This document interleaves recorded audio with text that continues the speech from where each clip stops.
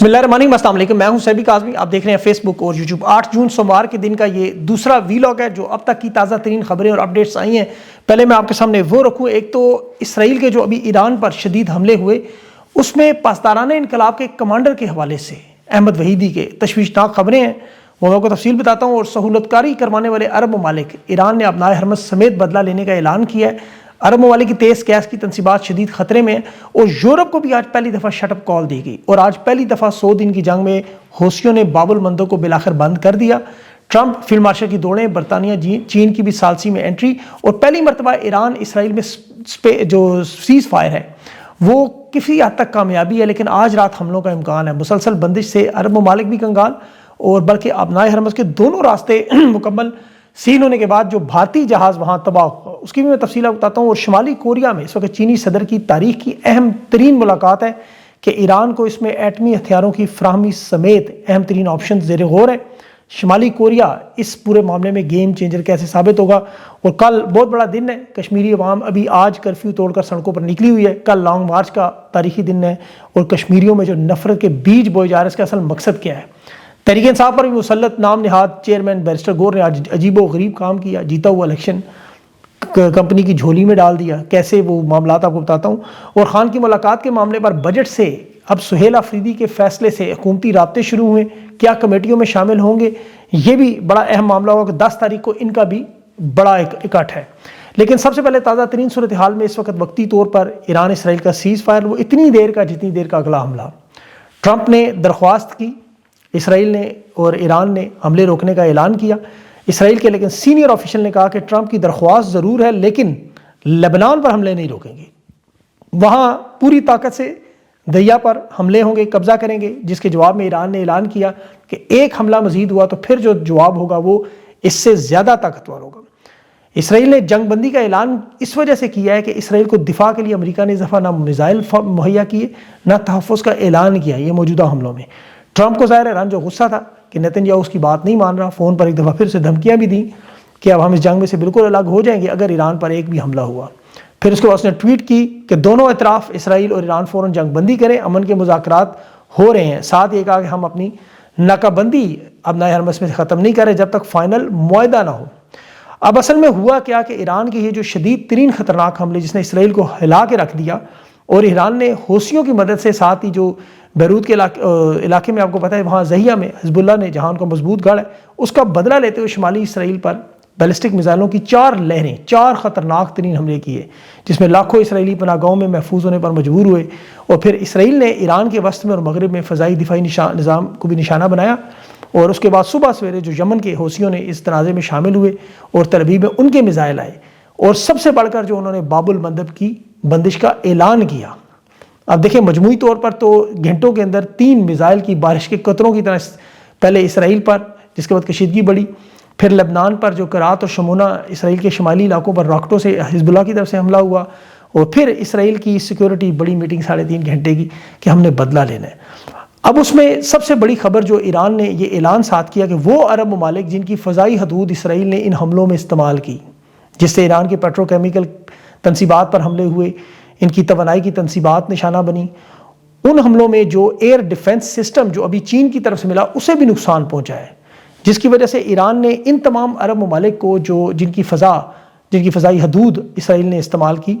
اور اس کے توانائی کے ذخائر کا نقصان ہوا، ایران نے کہا ان پر حملہ ضرور ہوگا، آج ہو یا کل۔ اب یہ حملہ لازمی ہے، ہو سکتا ہے عین ممکن آج رات ہی ہو جائے۔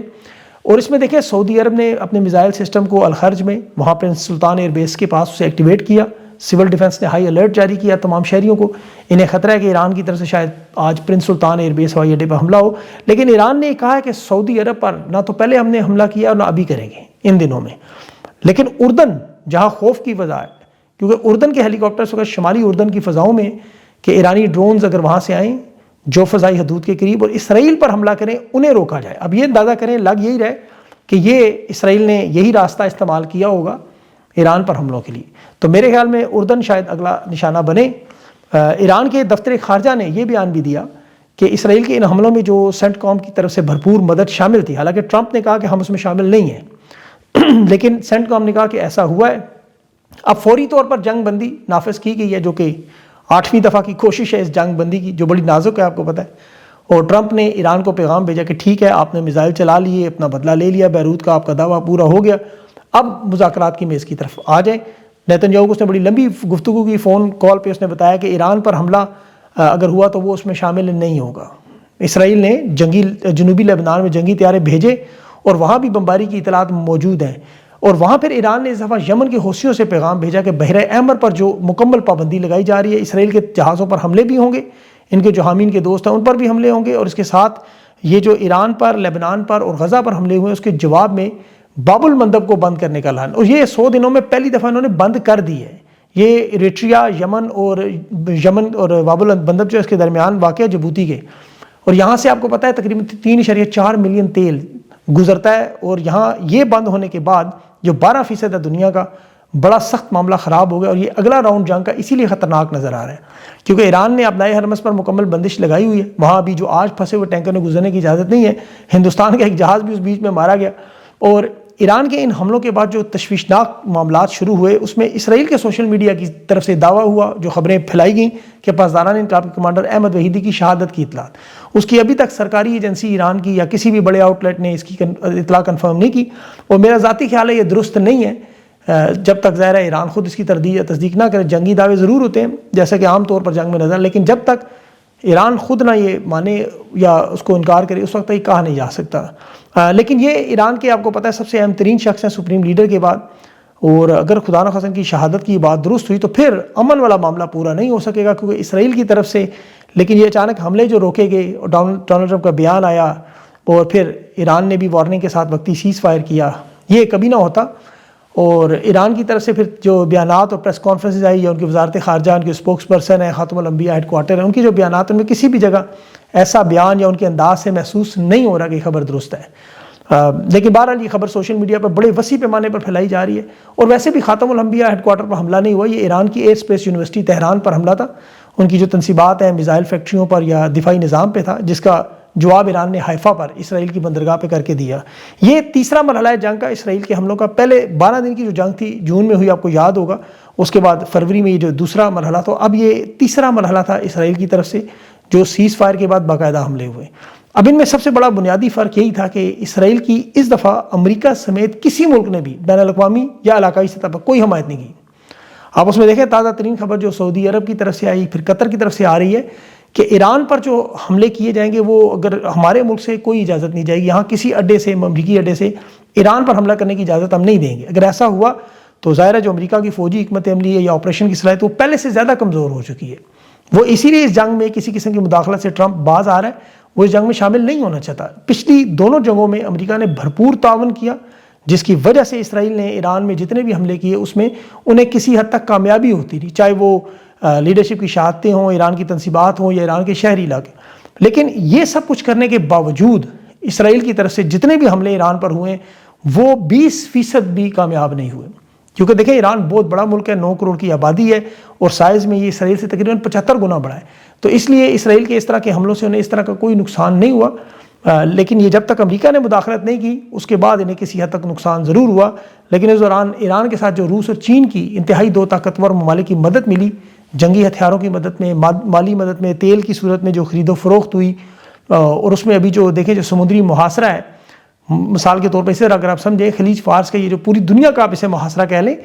ایران تو تقریباً 20 سال 25 سال سے پابندیاں بھگت رہا ہے، لیکن جو خلیج کے ممالک ہیں انہیں اس کی عادت نہیں تھی، دنیا کو عادت نہیں ہے، یہ بڑی بڑی امیر ترین ریاستیں سرمایہ کاری کے لیے جو اب موضوع نہیں رہی، عرب امارات ہے، سعودی عرب ہے، مڈل ایسٹ کے حالات ہیں وہ بڑے خراب ہو چکے ہیں۔ یہ جو باب المندب کے بند ہونے کا دھچکا ہے، دنیا اس وقت خوفزدہ ہے۔ آبنائے ہرمز بند ہونے کے بعد پہلے ہی تیل کی رسد کا بحران عروج پر ہے۔ ابھی دیکھیں یہ بحری راستوں کی بندش سے 3 براعظم یورپ، ایشیا اور یہ جو مشرق وسطیٰ اس کی 12% عالمی سپلائی چین ٹوٹ رہی ہے۔ 3 براعظم براہ راست اثرات کے جو ناقابل برداشت ہے، جہاں بجٹ کا مہینہ ہے پوری دنیا میں اس وقت، مہنگائی کا طوفان ہے، پیٹرول ڈیزل کی قیمتیں ہیں، اور اس کا شکار امریکہ خود بھی بری طرح ہو رہا ہے۔ دیکھیں وہاں کی جو بڑی صنعتیں ہیں انہیں چلانے کے لیے ہیوی کروڈ آئل کی ضرورت ہوتی ہے، اور امریکہ اس کا ایک بڑا حصہ دنیا کے دیگر ممالک سے امپورٹ کرتا ہے، خلیجی ممالک ہیں، کینیڈا ہے یا دیگر ممالک ہیں۔ اپنا ہلکا والا تیل وہ بیچتے ہیں اور مہنگا بڑا تیل وہ جو ہیوی تیل ہے وہ خریدتے ہیں۔ اب یہاں کے اپنے اسٹریٹجک پیٹرولیم ذخائر میں بڑی شدید کمی آ گئی، ہیوی کروڈ آئل کا فوری طور پر متبادل موجود نہیں ہے، جس طرح ایران نے چین اور روس کو وسیع ذخائر دیے ہوئے ہیں، وہاں تیل انہوں نے اکٹھا کیا ہوا ہے، وہ امریکہ نہیں کر سکا، اسی لیے وہ ٹرمپ اس وقت منتیں کر رہے ہیں کہ اس طرح مذاکرات کی ٹیبل پر آئیں، ہم آخر میں پہنچے۔ آخر میں کہاں پہنچے؟ جنگ ہو رہی ہے، چین کے تو ذخائر بھرے ہوئے ہیں۔ ابھی چین کے صدر کے جو شمالی کوریا کا دورہ ہے یہ بڑا اہم ہے، اور اس دورے میں ایٹمی معاملات طے ہونے کہ ایران کو ایٹمی صلاحیت بننے میں کتنی مدد کرنی ہے۔ اس کے بعد پھر دنیا کے نقشوں میں تبدیلی آپ کو نظر آئے گی، اور چین اپنے آہستہ آہستہ آپ کو پتہ ہے پر پھیلا رہا ہے، اپنی انویسٹمنٹ بھی محفوظ کرنے کی کوشش کر رہا ہے، اور اس جنگ میں بھی دیکھیں چین جو دنیا کی سب سے بڑی طاقت بن کر سامنے آ چکا ہے، تو آنے والے دور میں نظر یہی آ رہا ہے کہ اس بلاک میں اب چین کی ہی بات مانی جائے گی۔ بدقسمتی سے ہمارے پاکستان میں تو فیلڈ مارشل اور شہباز شریف اس کے کیمپ میں گھسے ہوئے ہیں، امریکی کیمپ میں، چین کے البتہ 65 ارب ڈالر سی پیک میں اس وقت لگے ہوئے ہیں۔ اب وہ $1 بھی مزید نہیں لگا رہے، کیونکہ ابھی آپ کو پتہ ہے اقوام متحدہ میں پاکستان کے ساتھ مل کر انہوں نے بلوچستان کے حوالے سے کالعدم تنظیموں پر پابندی کی درخواست کی، جس کی امریکہ، برطانیہ اور فرانس نے ٹیکنیکل ہولڈ لگا دیا۔ یعنی پاکستان کے اندر دہشت گردی جس میں چین کو نقصان پہنچ رہا ہے، اس میں امریکہ ساتھ نہیں ہے۔ جب جعفر ایکسپریس پہ حملہ ہوا تو کالعدم تنظیموں پر امریکہ نے پابندی لگائی، لیکن اقوام متحدہ میں ان پر پابندی نہیں لگا رہے، کیونکہ یہاں پابندی لگے گی تو سانسیں منجمد ہوں گی، اسلحے کی خریداری رکے گی، اور چین یہ دیکھ رہا ہے کہ پاکستان ٹرمپ کے کیمپ سے نکلنے کے لیے تیار ہی نہیں، اسی لیے انہوں نے اپنی انویسٹمنٹ کا سارا رخ جو افغانستان کی طرف کر دی ہے، اسٹریٹجک سرمایہ کاری وہاں لے گئے، اور یہ جو ابھی گلگت بلتستان کے الیکشن ہو یہ بھی اسی لحاظ سے اہم ہے کہ یہ بھی سی پیک کا دروازہ ہے۔ یہاں بھی دیکھیں چین نے افغانستان کے ساتھ جو معاملہ جڑا ہوا ہے گلگت بلتستان کے الیکشن سے، وہ اسی لحاظ سے اہم تھا، یہ مقامی الیکشن نہیں تھے، یہاں افغانستان اور ہندوستان بھی موجود ہے، اسٹریٹجکلی انتہائی اہم الیکشن تھے۔ اب پاکستان کے بجٹ میں بھی چین کی طرف سے جو امداد ملنی ہے وہ بھی اسی لیے ملنے کے چانسز نظر نہیں آ رہے، سعودی عرب نے بھی کوئی امداد نہیں دی، اور IMF کی شرط جو ہے وہ تو اس وقت براہ راست پھنسی ہوئی ہے، آپ کو پتہ ہے کہ پی سرپلس بجٹ پر اوپر سے آ رہی ہے، 9 تاریخ بجٹ پیش کرنا ہے انہوں نے جلدی، اور آزاد کشمیر کے حالات اب بڑی اچھی طرح جانتے ہیں، وہاں تو اب برطانیہ کے ممبران پارلیمنٹ بھی کھل کے آزاد کشمیر کے ایشو پر آواز اٹھا رہے ہیں، جس پر وزارت خارجہ نے آج سرکولر جاری کیا ہے کہ ان ممبران پارلیمنٹ کا کوئی حق نہیں کہ وہ ہمارے معاملات میں بولیں۔ اب یہ ساری صورتحال اس وقت اتنی کشیدہ ہو چکی ہے کہ شہباز شریف زرداری کے پاس پہنچا، وہاں نائب وزیر اعظم اسحاق ڈار بھی اور وفاقی وزراء بھی اور بلاول بھی اور سارے 19-20 اکٹھے ہوئے ہیں۔ اب یہاں معاملہ یہ ہے کہ بجٹ کا معاملہ جو ہے وہ کس طرح حل کریں۔ بلاول زرداری کو گلگت بلتستان کی حکومت دینے کے بعد انہیں لگ رہا تھا ترقیاتی بجٹ پر مذاکرات کامیاب کر لیں گے اور شاید پھر 28ویں ترمیم بعد میں کریں، اور یہاں چونکہ ان کی ملاقات وزیر اعظم ہاؤس میں ہونی ہے، جس میں آزاد کشمیر کی صورتحال جو ہے وہ اس وقت بہت بڑی اور خطرناک بن چکی ہے۔ ایک طرف تو دیکھیں بجٹ پہ خیبر پختونخوا کا سرپلس بجٹ اور بجٹ نہ پیش کرنے کا معاملہ ہے، 10 جون کو قومی اسمبلی کے بینوں دھرنا دینا ہے اور فیصلہ کرنا ہے۔ اب سہیل آفریدی جو اس صورتحال میں کیا کرتے ہیں یہ بڑا اہم ہے۔ آج جو نیشنل اقتصادی کونسل کی میٹنگ کے لیے انہیں بلایا گیا تھا، جس میں انہوں نے شرکت نہ کرنے کا تنبیہ دی ہے، مطلب انکار نہیں کیا۔ احسن اقبال اور وفاقی حکومت جو ان سے ملاقات کر کے کہہ رہے ہیں آئیں آپ کے تحفظات دور کریں، وزیر اعظم شہباز شریف کے پاس لے کے جائیں، لیکن یہاں انہیں شرط رکھنی چاہیے عمران خان سے ملاقات کی۔ اب یہ اگر ایسا نہیں کرتے تو پھر بیرسٹر گور والی کیٹیگری میں چلے جائیں گے۔ اب اس صورتحال میں دیکھیں کہ یہ جو گلگت بلتستان کی اور آزاد کشمیر کی سچویشن ہے، اوپر سے بجٹ کا معاملہ ہے، یہاں تحریک انصاف کے پاس بڑی طاقت کے ساتھ یہ سارے لوازمات پورے ہو چکے ہیں، یہ بڑے آرام سے عمران خان سے ملاقات کر سکتے ہیں۔ تو اب یہ ان کا ظاہر ہے کردار قیادت کا اور تحریک انصاف کی قیادت کا نظر آئے گا۔ میرے پاس جو اطلاعات ہے کہ تحریک انصاف کی قیادت کو بڑا ڈرایا جا رہا ہے، خوفزدہ کیا جا رہا ہے کہ آپ آزاد کشمیر اور گلگت بلتستان کے معاملات سے دور رہیں، خاموش رہیں، ورنہ KP میں حکومت گرا دیں گے۔ لیکن بجٹ کے دوران کرنا میرا نہیں خیال کہ اس تک جا سکتے ہیں، انہیں سوچنا چاہیے کیا کرنا ہے، کیونکہ آزاد کشمیر کے جو حالات ہیں اگر تازہ ترین کل 9 جون ہے اور آپ کو پتہ ہے کشمیر کی عوام جو پچھلے 3 دنوں سے ظلم اور جبر سہ رہی ہے، لاک ڈاؤن وہاں پہ آپ کو پتہ ہے شروع ہو چکا ہے، 90% زیادہ کشمیر کے لوگ شامل ہیں جو شہروں میں قصبوں میں مکمل شٹ ڈاؤن ہڑتال کر رہے ہیں، انٹرنیٹ سروس، موبائل سروس وہاں مکمل بند ہے، اور جس طرح تو دیکھیں پنجابی، پختون، بلوچ، سندھ یہ سارے ظلم و ستم سہتے رہے، گلگت بلتستان نے بھی دیکھ لیا، اب آزاد کشمیر نے بھی یہ ٹریلر پہلے دیکھا ہوا ہے پچھلے سال کا، اور یہاں جو اسٹیبلشمنٹ کی غلط پالیسیاں، گولیاں مارنے کی پالیسیاں تک، یہ اب سمجھ آ رہا ہے کہ اب آزاد کشمیر کے لوگوں کو یہ فتنۃ الخوارج اور فتنۃ الہندوستان قرار دے رہے ہیں کہ آپ سوچ سکتے ہیں شاہ رگ دہی ہے ہماری، وہاں شہر کے مضافات میں مظاہرین اکٹھے ہیں اور وہ یہ کہہ رہے ہیں کہ کل 9 جون کو لانگ مارچ کی کال پہ ہم تمام قافلے لے کے مظفر آباد آ رہے ہیں، اپنے ساتھ نمک، پانی، کپڑے، راشن اور دیگر سامان لا رہے ہیں۔ یہ ایک لمبے عرصے کا پلان نظر آ رہا ہے، ایکشن کمیٹی نے جو ان کی اس کا اعلامیہ سنایا گیا ہے، اور پھر جو کل کے مظالم ہوئے اس میں اب ان کے ساتھ وہ لوگ بھی جڑ رہے ہیں جو پہلے ساتھ نہیں تھے، اور یہاں دیکھیں کہ کرفیو کی آج پابندی تھی بڑی سختی سے، وہاں صبح سے کرفیو لگایا گیا تھا، آرڈر تھا کہ 2 سے زیادہ لوگ ہیں تو گولی مار دیں، لیکن اس کے باوجود اتنی بڑی تعداد میں لوگ موجود ہیں۔ اب خطرہ جو ہے ان کو سیکورٹی اداروں کو یہ ہے کہ آئی جی آزاد کشمیر ابھی نظر آئے، سخت سیکورٹی کے باوجود، وہ بلٹ پروف جیکٹ پہنی تھی اس نے، اور شوکت میر نے ایک خطاب کیا، اس نے کہا بحیثیت ادارہ فوج کے اوپر تنقید نہیں کر رہے، لیکن گندی مچھلیوں کا ذکر ضرور کرتے ہیں۔ تو اس وقت وہاں بہرحال کرفیو کا سماں ہے، اسپتالوں میں زخمیوں کی تصدیق بھی ہو چکی ہے، رات کے واقعے کے بعد بہت سے لوگ جو ان کے رشتہ دار، عزیز، دوست لاپتہ ہیں، انہوں نے تصدیق بھی کی ہے۔ وہاں جو ایم ایچ اسپتال ہے وہ سیکورٹی فورسز نے اپنے کنٹرول میں لیا ہوا ہے، وہاں 70 سے زیادہ زخمیوں کی مصدقہ اطلاعات بھی سامنے آ چکی ہیں۔ اور اس وقت دیکھیں پاکستانی دیکھ رہے ہیں کہ اتنی بڑی تعداد میں رینجرز، آزاد کشمیر پولیس اور پنجاب پولیس، گلو بٹ، ڈرون، اسلحہ وغیرہ لے کے پہنچ گئے آزاد کشمیر،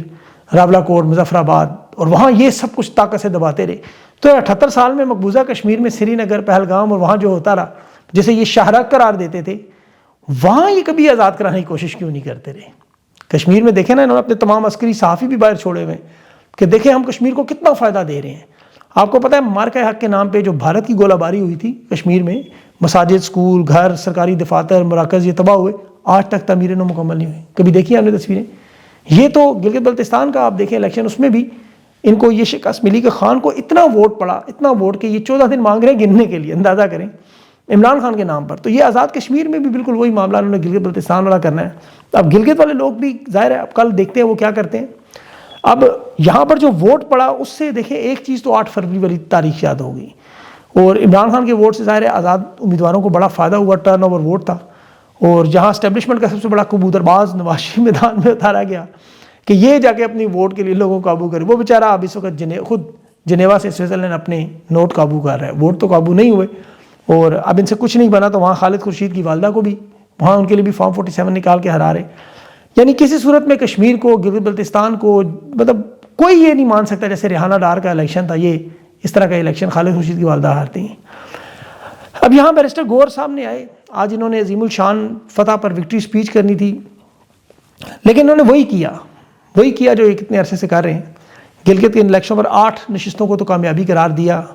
اور ساتھ انہوں نے انتخابات کو مسترد کر کے وائٹ پیپر جاری کرنے کی بات کی کہ دھاندلی کے خلاف میں احتجاج کریں گے اور حلف والے دن یوم سیاہ منائیں گے۔ یہ بڑی ہومیوپیتھک واردات ہے، یہی کام انہوں نے 9 فروری کو کر دیا اسمبلی کے اندر جا کے احتجاج کا، اور دیکھ رہے ہیں آج اسمبلی کے اندر بیٹھے کتنے احتجاج ہو رہے ہیں۔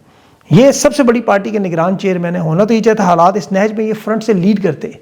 لیکن یہ وہی ہومیوپیتھک فارمولہ کہ ہمیں 8 نشستیں ملی ہیں، ہم ان ووٹرز کا شکریہ ادا کرتے ہیں۔ 16 نشستیں تو گلگت کی حکومت نے نتائج فارم 45 میں نے دی ہوئی ہیں، لیکن جس طرح 9 فروری انہوں نے 8 فروری کے الیکشن کو تسلیم کیا، پارلیمنٹ کا حصہ بنے، اور پھر عدالت کھیلتے رہے، اور دیکھ لیں پھر مخصوص نشستوں سے بھی گئے، آج بھی ایک مخصوص نشست اور ایک ٹیکنوکریٹ نشست مان رہے ہیں، اور اس طور کی نشست پر دوبارہ الیکشن۔ تو یہ تو پاکستان کی عوام اپنی آنکھوں سے دیکھ رہی ہے کیا کر رہے ہیں، لیکن موقع ان کے پاس ابھی بھی موجود ہے۔ دیکھیں 10 جون ہے، اور اس کے بعد یہ حالات بجٹ کی طرف جائیں گے، اور یہاں پہ جو کشمیر میں ہو رہا ہے اس کے ظاہر امپیکٹ پاکستان میں آئیں گے، اور بڑے تیزی سے آئیں گے۔ حالات اب بڑی تیزی سے جس طرح بدل رہے ہیں دنیا کے، ان میں معاہدے بھی ہیں، بہت کچھ ایسا ہو رہا ہے کہ ڈیڈ لاکس بھی نظر آ رہے ہیں، اور ملاقاتوں میں تیزی بھی ہے۔ اب اس دوران یہ بھی کچھ خبریں میرے پاس ہیں کہ خان سے ملاقات کے لیے بھی کوشش کی جا رہی ہے۔ اب یہ کس تناظر میں، اس پہ میں معلومات اکٹھی کر رہا ہوں، انشاءاللہ خبریں آئیں گی تو اگلے ویلاگ میں آپ کے سامنے ضرور رکھوں گا۔ اپنا خیال رکھیں، مجھے اجازت دیں، اللہ حافظ۔